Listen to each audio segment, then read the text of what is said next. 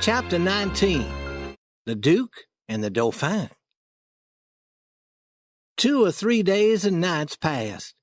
Actually, they moved along quiet and smooth and lovely. The river was very wide, sometimes 1.5 miles wide. We traveled at night and hid during the day. When we saw the first signs of early morning, we would tie the raft to shore and cover it with branches. Then we would fish and have a swim in the river to cool ourselves. We would sit in the part of the river where the water was not too deep and watch the sunrise. Not a sound anywhere, perfectly still, just like the whole world was asleep, though sometimes we heard the call of a single bird. The first thing that we saw in the pale light of morning, looking far across the river, was a kind of dull line. It was the trees on the other side. We could see nothing else. Then a pale space appeared in the sky. Then more paleness spreading out from the first. Then the river seemed to soften, turning from black to gray. We could see little dark spots moving on the water very far away. Boats. And long black streaks, rafts. Then a gentle wind would blow, cooling us. The air smelled sweet because of the flowers and trees. The day was bright now. A little smoke would not be noticed, so we built a fire and cooked some fish and other food for breakfast. Afterwards, we sat and watched the loneliness of the river until we were asleep. As soon as it was dark, we'd push the raft out into the river again. Sometimes we would be the only people on the river for hours and hours. It was lovely to live on a raft. The sky above us was filled with stars. We lay on our backs and looked at the stars and discussed whether they were made or just happened. Jim said that they were made, but I said that they just happened. It would have taken a long time to make so many stars. Jim said that the moon could have laid them. That seemed reasonable to me when I thought about all the eggs that birds have laid. We watched falling stars, too, and Jim said that they were stars that were spoiled and were thrown out of the nest. Once or twice during the night, a large boat would pass us in the dark. After a while, the waves made by the large boat would reach our raft and shake it a little. Then all would be quiet again. After midnight, the people who lived in the houses on the shore went to bed. Then, for 2 or 3 hours, the shore was black. No lights in the house windows. The lights in the windows acted as our clock. The first light that appeared again meant that morning was coming, so we needed to find a place to hide the raft immediately. One morning after sunrise, I found a canoe and went 1 mile up a stream that flowed into the river. I was searching for fruit for Jim and me. Suddenly 2 men came running and shouting to me to save their lives. They said that men with dogs were running after them. They jumped into the canoe with me, and soon I was rowing as quickly as I could toward our raft hidden on the river. One of the men had gray hair and appeared to be nearly 70 years old. He wore an old town hat and a dirty blue wool shirt and torn blue trousers stuffed into his boots. The other man was much younger, about 30. He was dressed in dirty old clothes, too. After Jim and I fed the 2 men their breakfasts, we realized that they didn't know each other. "What were you doing that caused you to be in trouble?" the older man asked. "I was selling a substance for cleaning teeth, and it did clean them, but it ruined them too. I stayed in that town 1 night longer than I should. I was leaving when I met you. You said that men with dogs were running after you, and since I was expecting trouble also, I decided to run with you. And what caused your trouble?" "I was giving talks on the evils of drinking whiskey, and was earning as much as $5 or $6 each night. Women especially enjoyed what I had to say. Then, somehow, it was discovered that I often drink whiskey myself. I learned this morning that people were quietly gathering with their dogs and planning to run me out of town." "Old man," said the young one, "would you care to become a part of a team with me?" "I might. What do you do?" "I've worked at a variety of jobs, printing, teaching music, giving speeches, but what I enjoy most is acting in the theater. I like to think of myself as an actor." "What kind of work do you do?" "I give a lot of speeches in churches. I talk about religion and the evils of drinking whiskey. I also attempt to cure diseases. I'm not a real doctor, but I heal the sick by laying my hands on them."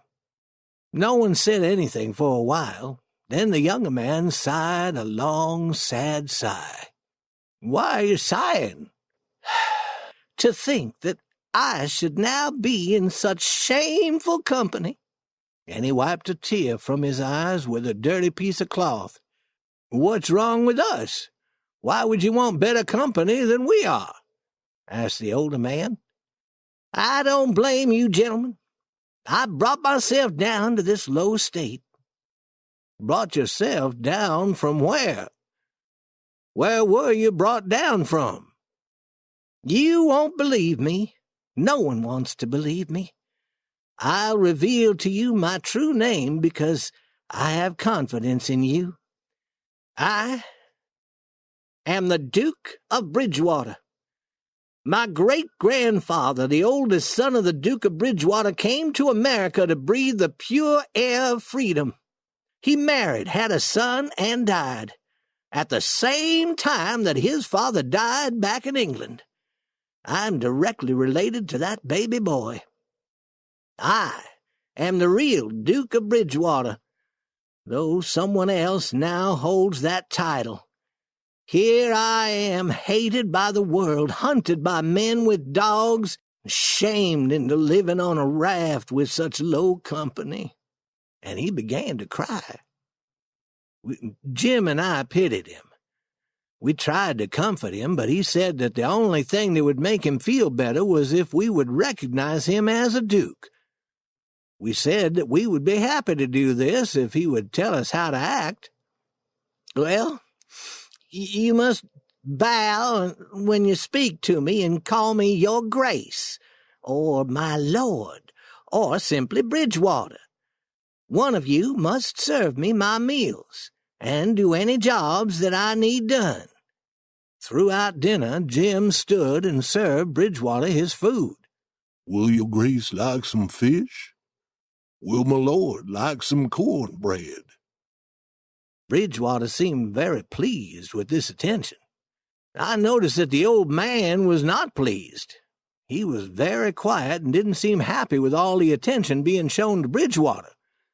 That afternoon he said, "I'm sorry about your troubles, Bridgewater, but you're not the only person with troubles of that kind. No, you aren't the only person who has fallen from a high position."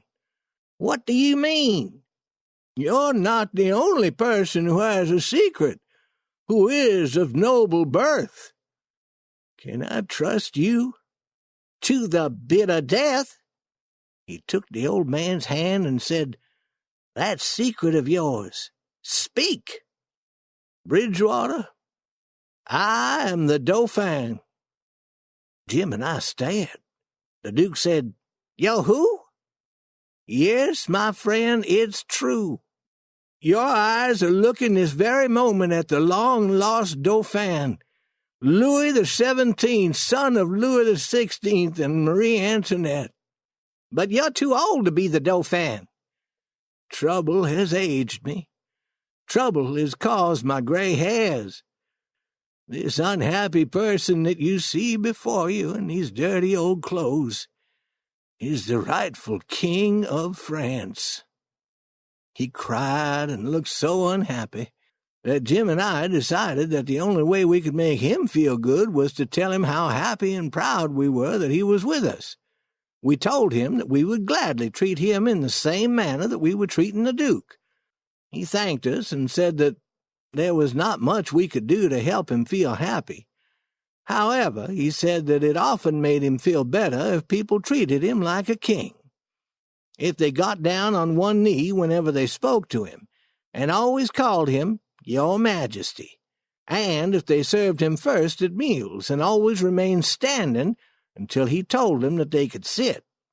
Jim and I thought we could manage that, and always said Your Majesty when we spoke to him, and always remained standing until he told us to sit down. This made him feel much happier. But I soon noticed that the Duke was looking unhappy and not the least bit pleased with the way we were treating the old man. When the old man noticed the change in the Duke, he said, "We'll be together on this raft for a long time, and we can't be unpleasant and unfriendly to each other. That would only make us all feel uncomfortable. It's not my fault that I wasn't born a duke, and it's not your fault that you weren't born a king. We'll have to make the best of this situation. Give me your hand, and let's be friends." The Duke shook the old man's hand. Jim and I were happy to see that they were friends again. We couldn't permit any unfriendliness or uncomfortableness on the raft. What's needed on a raft more than anything else is for everyone to be satisfied and feel kindly toward the others. I knew from the beginning that these men were not kings or dukes, but just liars. I never said anything, never let them know, but kept this information to myself.